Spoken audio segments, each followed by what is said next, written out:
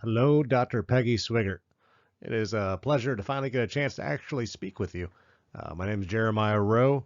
I just want to say before I start off with all of this that I am very grateful for your understanding with my time frames and my wonderful work to life to school ratio.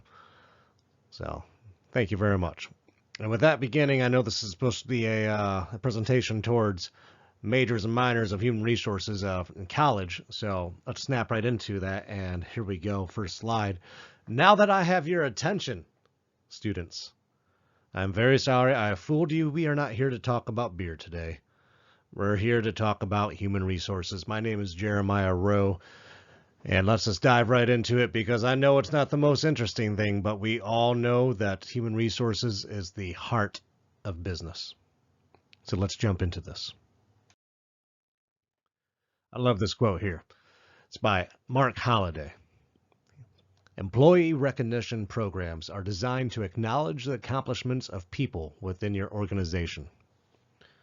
Now, let's say you have employees that have poor employee engagement. They're late for work. They have a lack of enthusiasm. We need to work with them, and we need to help show them how to improve, and we need to reward them when they do better. If we're not doing that and helping, celebrate their accomplishments within the organization, there's no point because they're not going to feel any kind of reward or any kind of love from this. So again, we're here to let people know that they are appreciated at our businesses. Management. It all comes down to management. It really, really does. Leadership, management. Everyone must be on the same page and be there to motivate and reward your employees. If you do not have good managers, if you do not have good leaders, you are not going to achieve your goal here of trying to motivate your team. If you don't have managers and employees out there that are truly engaging and working with your work staff, everything's going to fall apart. So you have to make sure they're all on the same page. We are here to work with the employees. We are here to work for the employees. We are here to make their lives better while they're here, to listen to any complaint they have, and then to also reward them for anything that they do great, no matter how big or small. They need to know that thank you. And an hourly pay is just an hourly pay. It's gratitude that people love to have that keeps them at businesses. I know at my business, I've had some of the same employees right now that followed me from when I was a general manager at a brewery and then a general manager to a different restaurant. I've had 3 different employees that I can count right now that followed me from there to that other place and then to my own business. And they have still worked for me as servers and bartenders. And again, it's because they have said that they really enjoy the way that I treat them and the way that I manage them. Anyways, let's move on here. And I know you're thinking about that beer picture I showed you in the very beginning. You're like, all right, buddy, come on now. Okay. Anyways, jump into it with another quote from Emily Marsh here. Emily Marsh says, "We need to treat our people like family. We need to trust them like we trust our family. We need to empower them to learn, to act, and to be part of the story. This is how we create teams of people who feel motivated, driven, and fulfilled in what they do.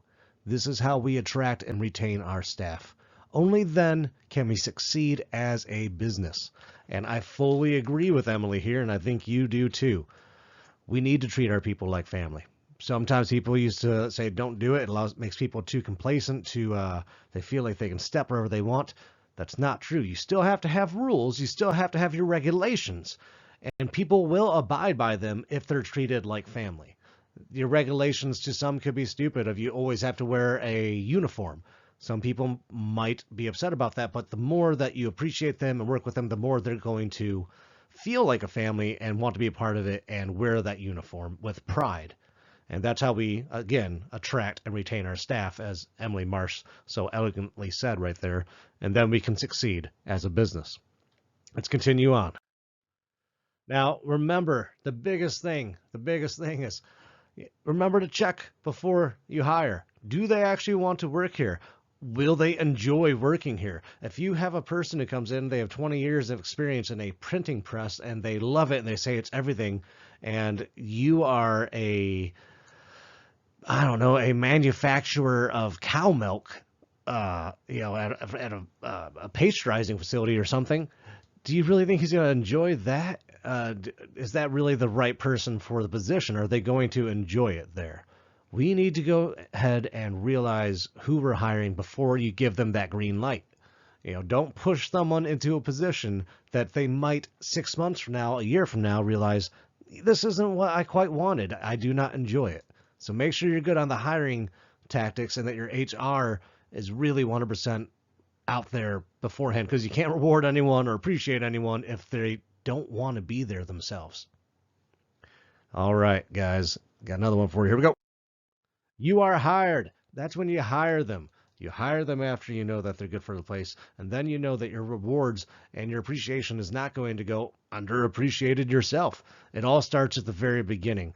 So don't let anyone fool you. It's not just about finding employees that have been there for 5 years, 6 years, 7 years. It's about, from the very, very start, knowing the employee that you're hiring, because if not, your rewards and appreciation will go, undermined.